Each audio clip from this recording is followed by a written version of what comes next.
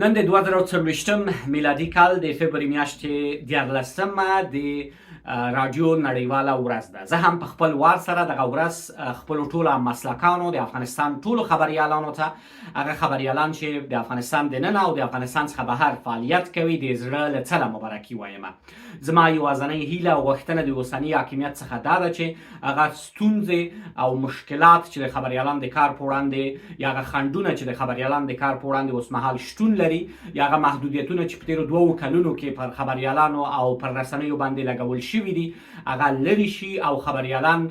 په یوه آزاده فضا کې وکولی شي خپل کار ته دوام ورکړي. څنګه چې تاسو ټول پوهیږئ، د رادیو د نشراتو د پیل څخه چې د 100 کلونو نه زیات تیریږي، افغانستان په دې لړ کې شاتګ او پرمختګ درلوده، او که چیرې راشو په تیرو 100 کلونو کې د رسنیو د ازادۍ پر بیان خبرې وکړو، موږ یو نسبي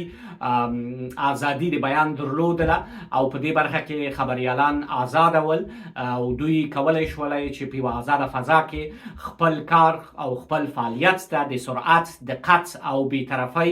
یا بیپریتوب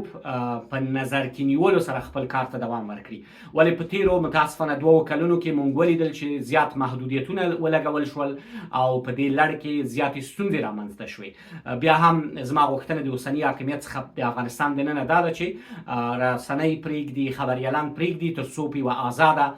فضا کې خپل فعالیت ته دوام ورکړي او د بیان ازادۍ لکه د تیر په شان په افغانستان کې ټینګه او تامین وي.